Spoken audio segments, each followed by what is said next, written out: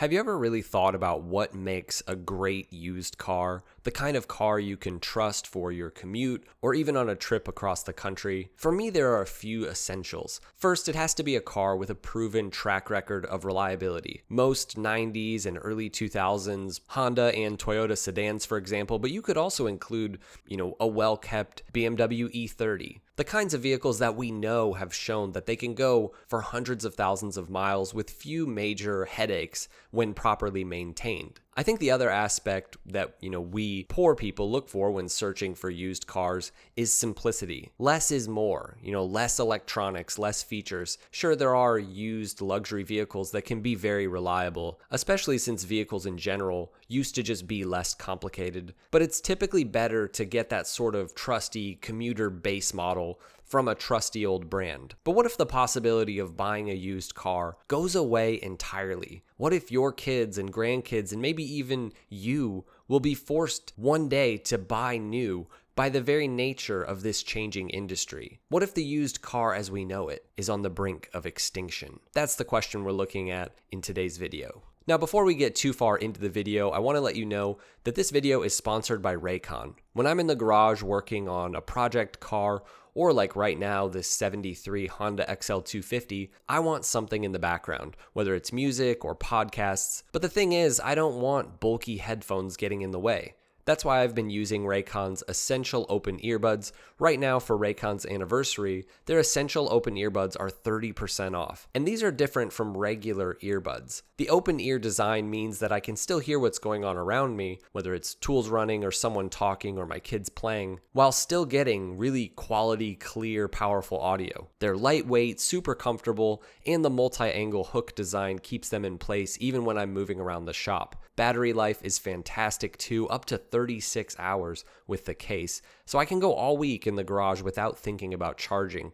And like all Raycon products, you're getting premium sound at roughly half the price of the big brands. Backed by over 3 million customers and a 30-day happiness guarantee. Make sure to check the link out in the description or just go to buyraycon.com, BCS Open, to get 30% off the Essential Open Earbuds. That's buyraycon.com/BCS Open. It helps out the channel and I think you'll really like them. I've been a big Raycon fan for years now. They're pretty much all I use. So big thanks to them for sponsoring this video, and let's jump back in. There was a time when a used car was your ticket to freedom, a sort of rite of passage for young, new drivers excited to get out and experience the world. You saved your pennies from that minimum wage job, and the idea of owning a used Mitsubishi Eclipse or Ford Ranger was more exciting to you than any new car. The used car was accessible and useful not just to new drivers, but also drivers that just weren't in a place to waste thousands or go into debt. It could be easily repaired and maintained, and it would carry you along your journey for quite a while. The brilliance of the secondhand car market goes back to the very beginning, but in many ways, it all really got going with the post-war boom of the automotive market. At this time, the foundation was really laid, standardized parts and platforms, dead reliable drivetrains, first from America, but then also from Europe and of course Japan. Through the last half of the 20th century, manufacturers focused heavily on serviceability.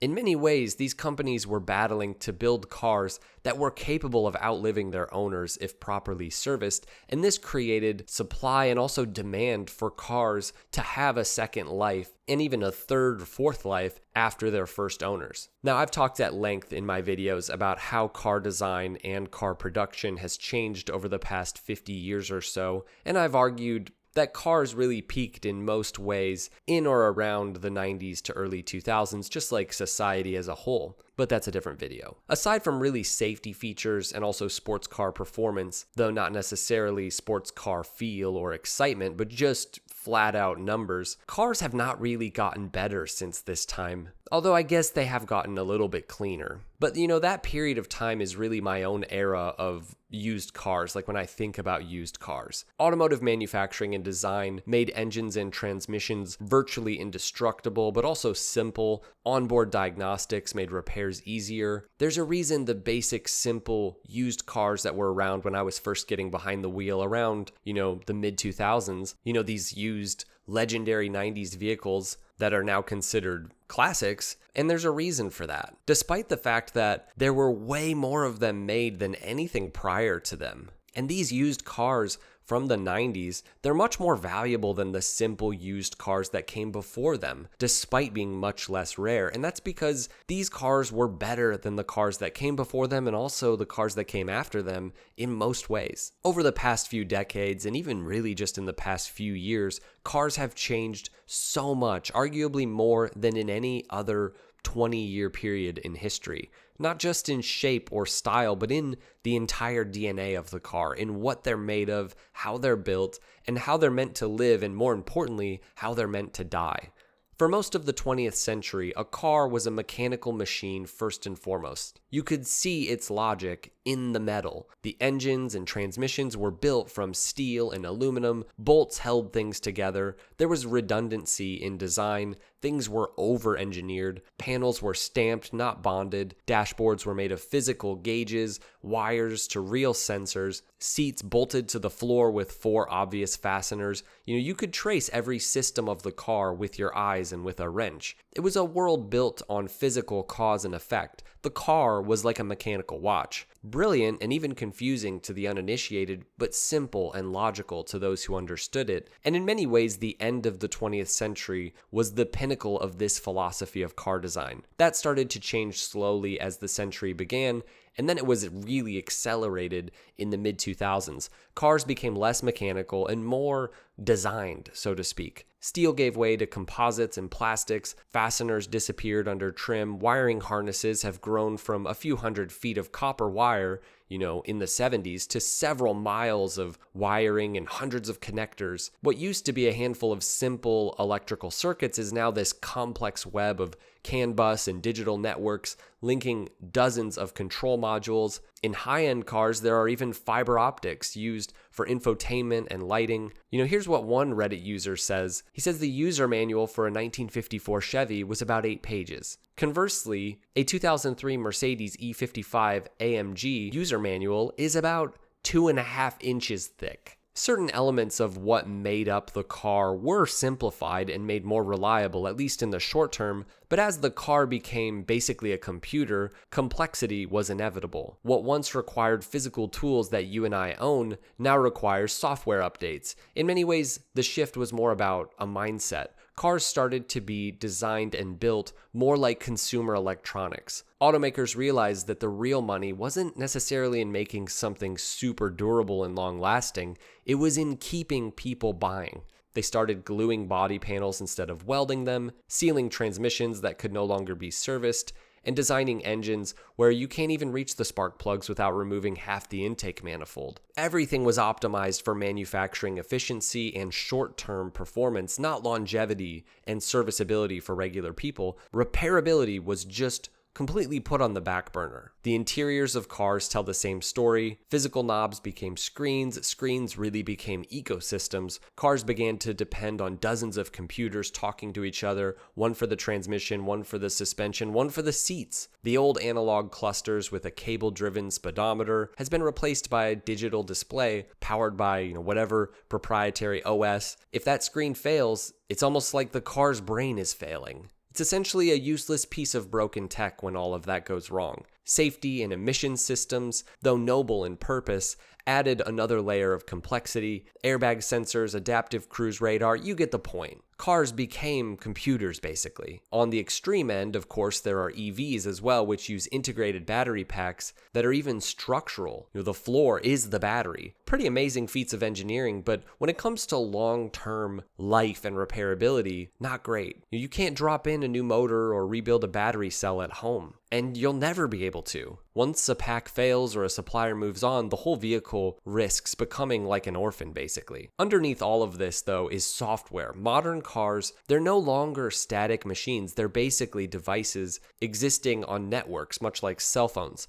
They communicate constantly with the manufacturer. They can be updated, locked, or even disabled remotely. Every feature is a code. Your heated seats, your adaptive headlights, your horsepower, all of that can pretty much be turned off with a line of text in a database. And this means that the car is never fully yours. It's basically leased software on wheels.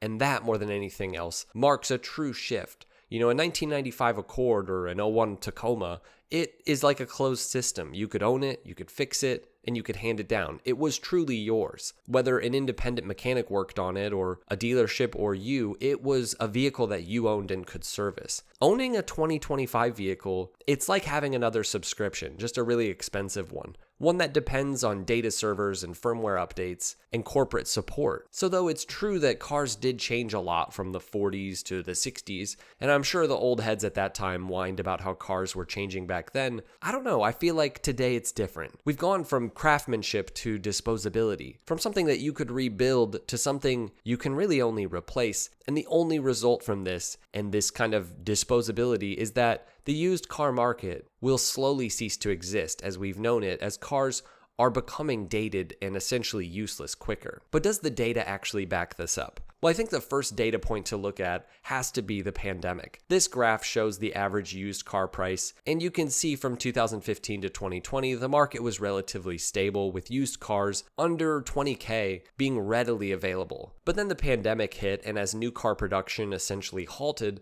the demand for used cars shot up and prices followed, but it hasn't gone back down much. The new floor is like $28K versus the $20K of just a few years ago. A used car that might have cost you $9,000 10 years ago is now 15 or 20.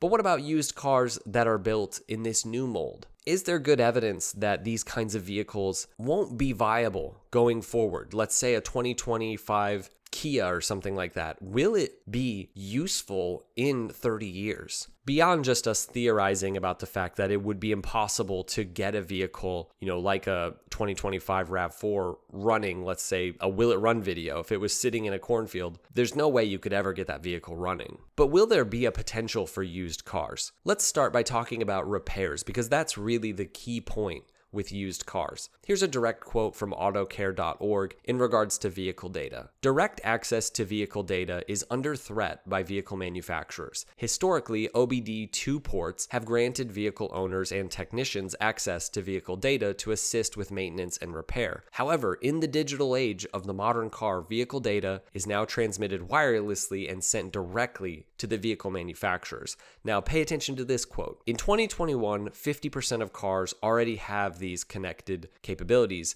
and by 2030, about 95% of new vehicles sold globally will have this connectivity. So manufacturers have and are giving up on the idea of long-lasting products in favor of not only being able to sell your data, but of them having control over the data needed to repair the car. Of course, this is related to the right to repair movement for owners and specifically for independent shops. So currently, many of the main repairs one would have for, say, a 2025 vehicle, most of those things can still be done at an independent shop, but there are growing software locked systems and module reprogramming and just proprietary communication functions that independent shops are increasingly being limited to access or blocked altogether. Something like a Tesla or other luxury EVs, even now new Chryslers, Nissans, they're close to being essentially unserviceable outside of manufacturers' service centers. Now, why do I get into this? Well, we've already seen with companies like Mitsubishi, for example, phasing out platforms, Suzuki dying altogether, and other brands,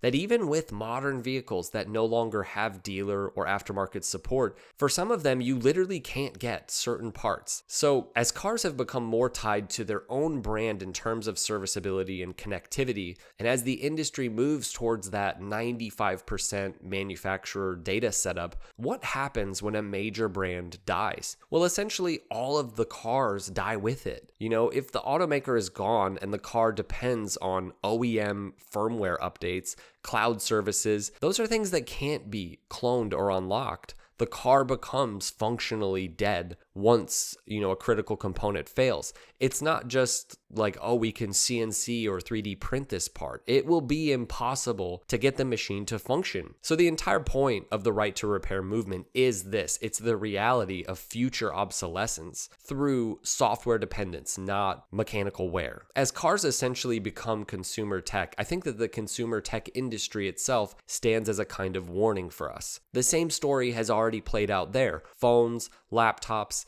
things that work perfectly well on the hardware side become useless because the company stops supporting them. Software updates and batteries are sealed, parts are proprietary, repair manuals are locked away, and suddenly, something that was $1,000 and was a sleek device, it's a useless piece of plastic 5 years later. And we've just accepted that cycle as normal for tech, though that wasn't always the case.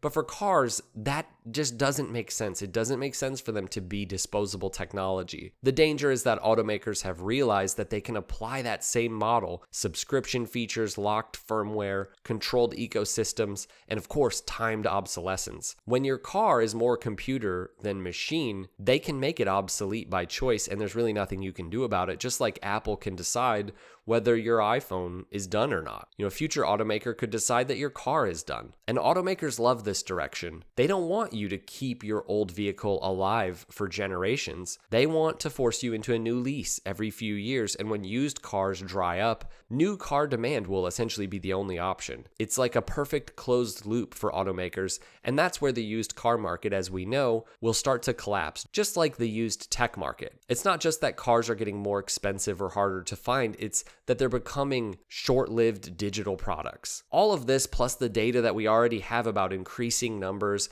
of cars being junked, really does point to kind of a dystopian automotive future where cars are disposable, and in many ways, we're already seeing it. Now, what can you and I do about this? I would, of course, tell you to buy used, technically classic cars, but that doesn't necessarily help the future and our future drivers. You and I can actually support the right to repair movement, specifically by supporting the Repair Act. So I've linked it below for you guys. You can scroll to the bottom and in a few minutes put in your info to essentially tell lawmakers to support this. This is not about politics. It's about whether we are still allowed to fix our own machines going forward. This law would require automakers to share the same diagnostic and repair data with independent shops. It's a way to make sure your car doesn't turn into a black box that only the manufacturer can touch, which is exactly what they want. Now, I'm not working with anything here. I'm literally just sharing this with you. I've never talked to any of the people behind it. I think it's a good thing, and I'm guessing you do as well. Not just to support the idea of used cars going forward, but to actually support local shops. Think about what this means for normal people. The high school kid who just wants a reliable first car, the mechanic